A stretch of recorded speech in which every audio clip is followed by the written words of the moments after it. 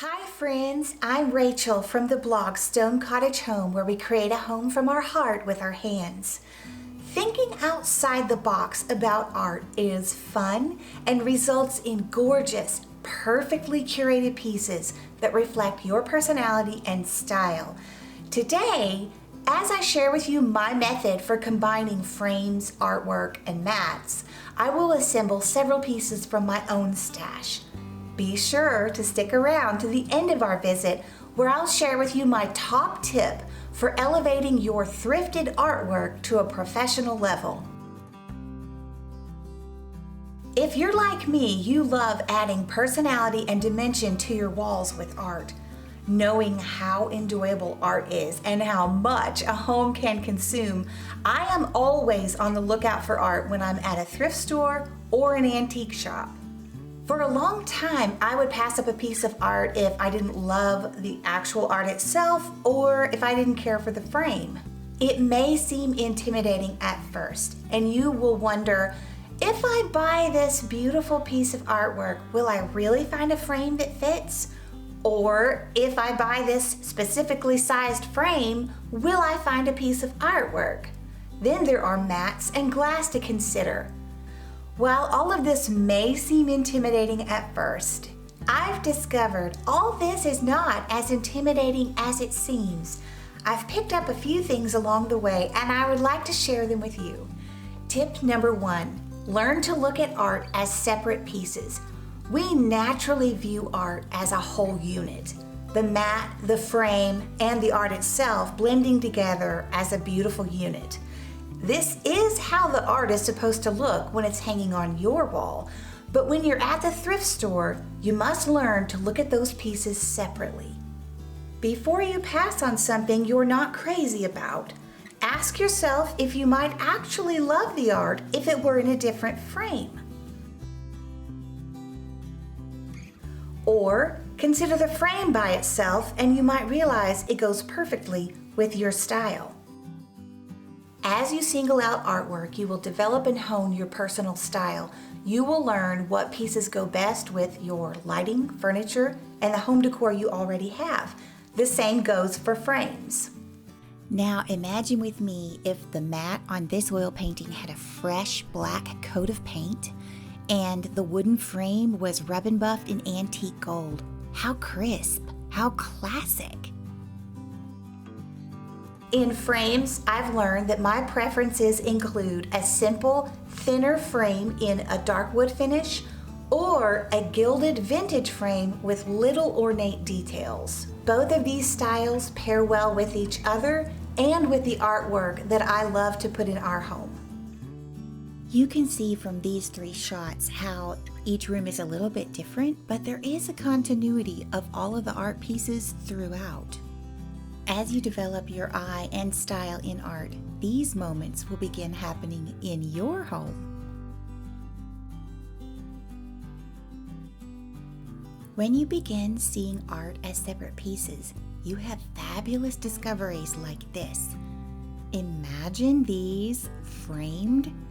They would make a fabulous grid, a border around the top of a room in a library, or as wonderful illustrations in a child's bedroom. Not only are these prints colorful and quaint, they would add a touch of history to any wall. Also, just because something is commonly framed in one way doesn't mean that's how you have to do it. This is about learning what you like and what works for your home with the decor you have.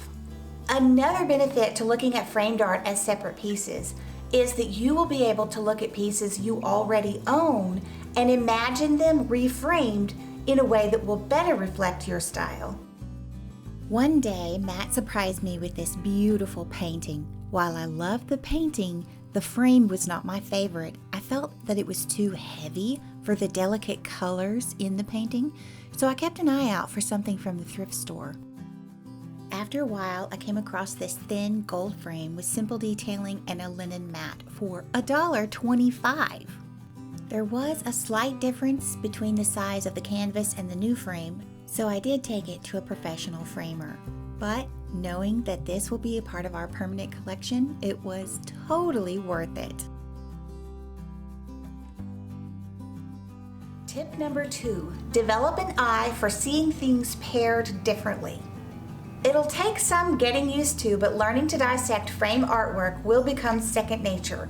You'll begin to get the hang of what frames look good with what kinds of artwork and how all of it will look good together as a whole, especially if you're doing a gallery wall. This is one of those tips that you can apply to a specific frame or specific art size piece that you've bought and you're looking for a way to pair them. If there is a lot of white margin around your artwork, that can be trimmed down. Or if you have a smaller piece and you need to make it larger, you can go for a wide mat. Tip number 3, you can change the size of a piece of art. Depending on the design, there are times when a piece of art can be resized. For example, I'd been looking at charcoal sketches of Scottish Terriers on Etsy. So this sketch of a Scotty dog at the thrift shop caught my eye. I didn't care for the frame and the glass was cheap plastic. Since I liked the art, I bought it, and then I will pair it with this frame from my stash. A little trimming on the art and we should have a perfect match. Tip number 4, you can change a frame's color. Now, I know this is not a new idea, but it's easy to forget when you're looking at the artwork in the store. Sometimes the only thing wrong with a frame is its color, but fortunately, this is a simple fix. You can opt for spray paint for a custom color or rub and buff for a vintage gilded look. I spotted these vintage prints with oak frames at the thrift store for a bargain. And as many of you know, I am working on a gallery wall for Matt's study, which includes ships, maps, and pictures of monuments. I thrifted this whole set for less than $6, swapped out the glass for about $4, and I had the spray paint on hand. Since these pieces of art were a standard size, it was easy to find the non-glare glass. This simple DIY project brought these prints from the 1980s into something you might find in a classic English study for less than $10. Tip number 5, frames can hang either way. This may seem obvious, but it's easy to miss. Sometimes the frame that you fall in love with at the thrift store is presenting the art in the landscape orientation, but you can turn it to the portrait orientation. By thinking outside the box and reorienting your frames, you may discover that you already have a piece of artwork on hand in your stash that will work. I have found the narrow portrait orientation frames to be extremely useful for narrow strips of walls like you see behind me here. I thrifted this tree sketch in the fall a couple years ago and have since had a piece of non-glare glass cut to fit. With pieces of this shape, it is often hard to find the glass, but I knew this would be part of our permanent collection. It fits the space so well, it looks as if it has always been there. Tip number 6, save the mat. You may be tempted to toss or redonate the mat from your project because you don't like it or it's the wrong size. But mats are expensive, and I have found that you will often be able to reuse them for another piece of art that you may come across in the future. Tip number 7, a mat can unify a grouping. If you are working on a gallery collection and they're not quite gelling, consider pulling a common color from all of the pictures and matting the ones that are the most dissimilar. I wouldn't recommend matting the entire group, as this comes across as matchy-matchy and elementary. A little matting goes a long way. And finally, tip number 9, get a simple art hanging kit and paper cutter. If you like art as much as I do, I recommend getting a simple hanging kit. This will have all the pieces that you need for hanging different kinds of art, no matter what the fitting is on the back. Or if you need to change out the fitting, it will come with the proper pieces. Sometimes when I'm pairing my art together, I will either need to trim down the actual piece of artwork or trim down a mat to fit. I have used a scrapbooking cutter for many years, and you will be surprised. By investing in both of these two pieces, you will more than make your money back pretty quickly on what you would have paid a framer at an art store to make these adjustments for you. If an art hanging kit or paper cutter interests you, I will have them linked for you below. Now friends, let's take these 8 tips and do some shopping. I wonder if you will see artwork through a new lens. This is one of my favorite thrift stores to hit if I'm looking for artwork. And here I see a classic black frame that's thin like I like with a good mat. Next to it, another good black frame. I could see that edge touched up beautifully with gold rub and buff. Plus, it already has frosted glass for $5. Here, my eye is caught by double matting in a pale blue that I really like to use. And here, this is a gorgeous vintage frame that is gilded. It has double matting and frosted glass. In this shop, there is always a jumble, and I never know where things are going to be. Here, they've got their paintings on the bottom shelf. This one's a bit elementary, but this one is beautiful. Depending on your taste, you could go for the painting or the frame. Today, all stickers with the red mark are full price. Others are different prices as labeled in the store. Just above, I see a standard size piece of frosted glass for $2. In spite of the jumble, thrift stores are ideal places to see art as separate pieces and build your stash. Now, on to the antique store. Here the difference is the art is pre-curated. Most of it is vintage. A lot of it is eclectic and quirky. You will find that it is a higher price, but not always. And sometimes the very pieces I see one week at the thrift store are at the antique store the next week. Look what a difference the frosted glass makes on these pieces. You can enjoy the art from just about any angle. And then you come to the ones with the regular glass, where even if the light isn't shining directly on it, it does make it harder to enjoy. Are you starting to get an idea of the frames that you like? Or maybe the art styles that would go together with things in your home? What are the questions you have with artwork?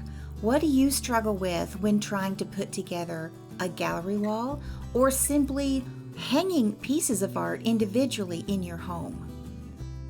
Another benefit to looking at artwork displayed in the antique store is that it is a mock gallery wall, and there will be an eclectic mix, which is a delightful source of inspiration on how to combine things you wouldn't have thought of on your own. This particular booth, called the White Peony, has doubled or tripled in size since the owner first came to the antique store. She has a delightfully cohesive style with French, shabby chic, and country cottage all mixed together. Often when a booth owner has such a well-developed, clear style, and it's similar to your own, it can almost be a one-stop shopping. I know there's a booth like that I love, where she has tons of blue and green and English country style decor. Here, this could be your treasure trove if this is your style. In the corner, she has a stack of vintage frames that she has painted and distressed. The one on top looks like it has antiquing wax. This is a perfect example of how you can take a frame from its original state and put your own personal touch on it.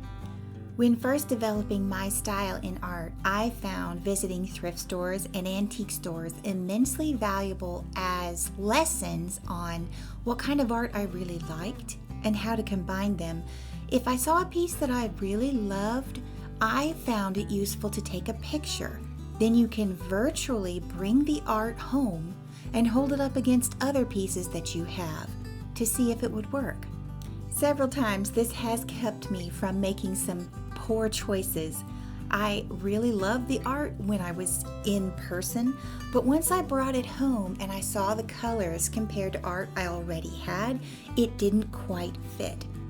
The reverse is also true. Once you have a collection of art at home you really like, take pictures of that and then use it to compare with pieces you're looking at in person. What a fun shopping trip. We are back at the house now, and I want to share with you my thoughts on this corner of the living room. I'm sure that if you've been following along, you've seen this in our makeover. I found this windmill painting, several months ago, and it doesn't have a frame, but it was so beautiful, and it was only $10. So I thought I would go ahead and pick it up and see if the right frame would come along. This is where building a stash of curated art and frames comes in so handy. This antique frame I have had for I don't know how long, maybe a year. I don't remember what I paid for it, but I imagine it was probably less than $10. It is slightly too big for the painting, but I think we can make it work. We won't need the mat or the glass. Let's see what we can do. The idea for pairing this antique frame with an oil painting came from studying my Pinterest boards. Nearly all of the oil paintings I have pinned on my inspiration boards have wider, elaborate antique frames in some sort of a gilded finish. I don't like really elaborate frames, and the subtle detail on this one seemed just perfect. Plus, the finish has softened with age. Once I saw the pair was a match, Matt came in with a few finish nails and wedged it in. I love it. Who would have guessed that these pieces were thrifted separately for less than $20? I hope that you have found some inspiration and good tips as we have gone shopping and put several pieces together.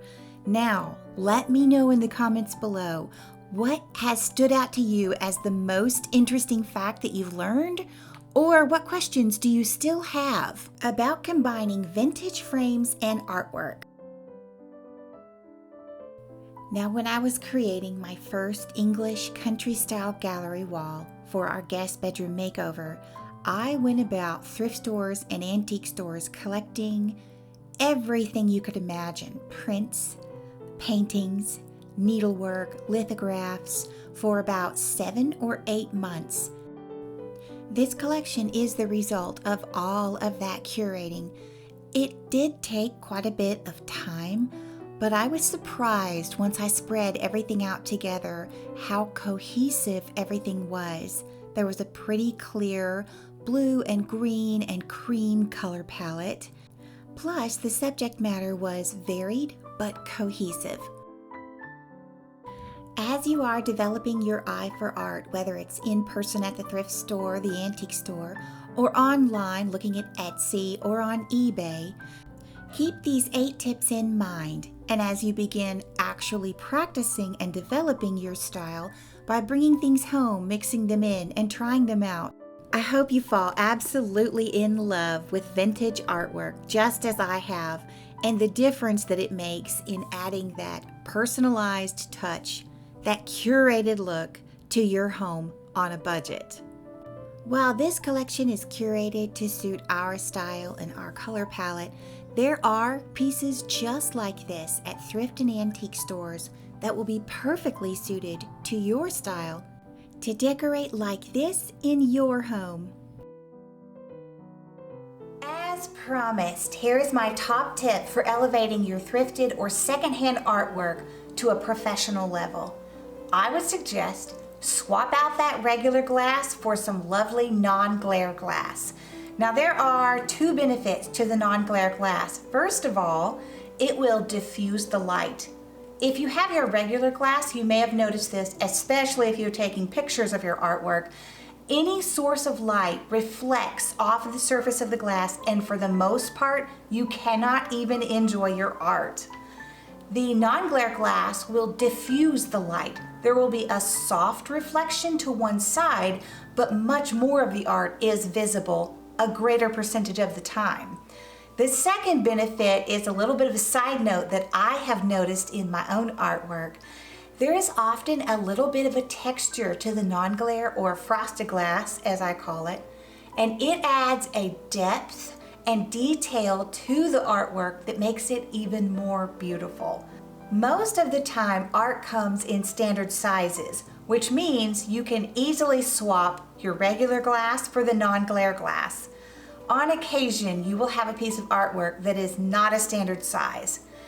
And sometimes when I have a piece like that, and I know it's going to be part of our permanent collection, I will go ahead and buy a larger piece of non-glare glass and have it cut down to fit that artwork. Now, how this process works is I'll take the glass and the frame to our local glass shop, and they will cut it to fit the frame, and they charge per cut. So if this happens to be something you need to do for your artwork, find a local glass shop and call ahead and ask what their cut rates are. Friends, I so enjoyed talking to you today about one of my favorite subjects, vintage artwork. If you enjoyed today's visit and you have more art questions, please leave them in the comments below. I would love to read them. Also, if you're interested in seeing the process of creating a vintage gallery wall from shopping to hanging, I will leave a link to our video where we created a thrifted gallery wall in our English cottage guest bedroom. Thank you for taking the time to visit today, and until next time, take care.